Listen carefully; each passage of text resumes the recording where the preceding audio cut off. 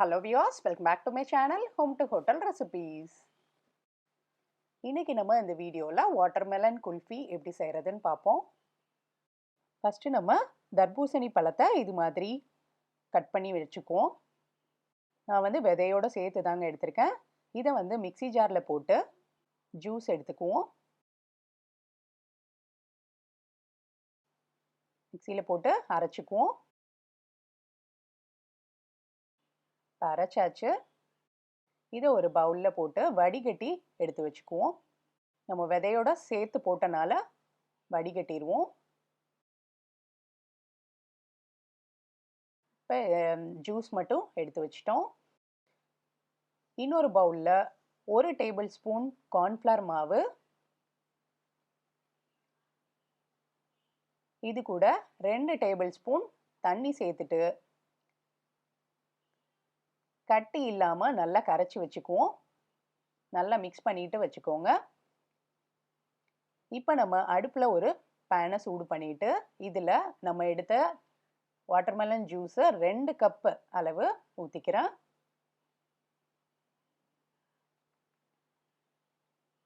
ரெண்டு cup juice சேர்த்துட்டு ஜூஸ்க்கு தேவையான சர்க்கரை, வாட்டர்மெலனில் நீங்கள் வாங்கியிருக்க வாட்டர்மெலனில் இனிப்பு ஜாஸ்தி இருந்ததுன்னா 2 டேபிள் ஸ்பூன் போட்டுக்கோங்க. அப்படி இல்லைன்னா 3 டேபிள் ஸ்பூன் சர்க்கரை சேர்த்துக்கணும். சர்க்கரை சேர்த்துட்டு நல்லா கலந்து விடுங்க. இப்போ இது நல்லா மிக்ஸ் பண்ணியாச்சு. இப்போ ஒரு கொதி வரட்டும். லேசாக இந்த மாதிரி கொதி வந்ததுக்கு அப்புறமா நம்ம கரைச்சி வச்சிருக்க கார்ன்ஃப்ளவர் தண்ணியை ஊற்றிக்கலாம்.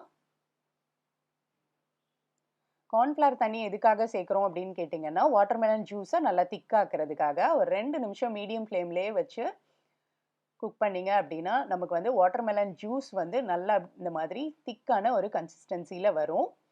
இது மாதிரி வந்ததும் அடுப்பை ஆஃப் பண்ணிடலாம். இப்போ இதை நல்லா ஆற விட்டுருவோம். இப்போ இது நல்லா ஆறிடுச்சு. பாருங்க, நமக்கு வெறும் வாட்டர்மெலன் ஜூஸாக இருந்ததை விட இப்போ வந்து நல்லா ஒரு திக்கான கன்சிஸ்டன்சியில் இருக்கும். இப்போ நம்ம வந்து குல்ஃபி மோல்டு இருந்தால் அதில் ஊற்றலாம். அப்படி இல்லைன்னா வீட்டில் இது மாதிரி சின்ன சின்ன டம்ளர் இருக்கும்ல, அதில் ஊற்றி வச்சுருவோம்.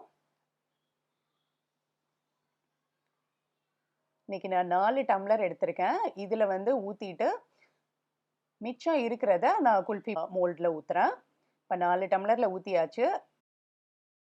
இதை வந்து இப்போ எப்படி க்ளோஸ் பண்ணுறதுன்னு பார்ப்போம். டம்ளரில் ஊற்றுனீங்கன்னா இது மாதிரி ஒரு ஃபாயில் பேப்பரை மேலே கவர் பண்ணிவிட்டு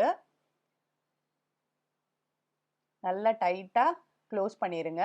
இந்த ஐஸ் குச்சி வந்து ஃபிக்ஸ் பண்ணணும். அதுக்காக கத்தியை வச்சு நடுவில் ஒரு கீறல் போட்டு இந்த குச்சியை குத்தி வச்சிடலாம். இப்போ நான் மிச்சம் இருந்ததை இந்த குல்ஃபி மோல்டில் ஊற்றிக்கிறேன். இப்போ இதை க்ளோஸ் பண்ணிடலாம். குல்ஃபி மோல்டில் கொடுத்த அந்த கேப்பையே வச்சு க்ளோஸ் பண்ணிக்கிறேன். இப்போ நம்ம செஞ்ச 2 கப் வாட்டர்மெலன் ஜூஸில் 4 டம்ளர் அப்புறம் எக்ஸ்ட்ராவாக 2 மோல்டில் ஊற்றிருக்கேன். இந்த அளவு நமக்கு வரும். இதை நம்ம இப்போ ஃப்ரீசரில் வச்சுட்டு 8 மணி நேரம் நல்லா ஃப்ரீஸ் பண்ணிடுவோம். இப்போ 8 ஹவர்ஸ் ஆயிடுச்சு. இப்போ எடுத்துடலாம் வெளியில். வெளியில் எடுத்ததும் நம்ம வந்து நார்மல் தண்ணியில் வந்து உள்ளே இந்த மாதிரி டிப் பண்ணி கொஞ்ச நேரம் வைங்க. அப்போ தான் நமக்கு குல்ஃபியை ஈஸியாக எடுக்க வரும் டம்ளர்லேருந்து. இப்போ நம்ம பேப்பர் எடுத்துடலாம்.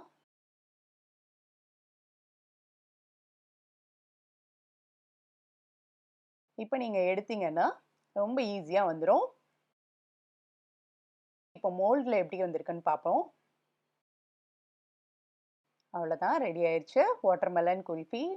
வாட்டர்மெலனை எப்பவும் நம்ம சும்மா சாதாரணமாக கட் பண்ணி சாப்பிடுவோம், இல்லை ஜூஸ் போட்டு சாப்பிடுவோம். நீங்கள் இது மாதிரி செஞ்சு ரொம்பவே டிஃப்ரெண்ட்டாக டேஸ்டியாக இருக்கும். சாப்பிட்டு பாருங்கள். இந்த வீடியோ உங்களுக்கு பிடிச்சிருந்தா லைக் கொடுங்க.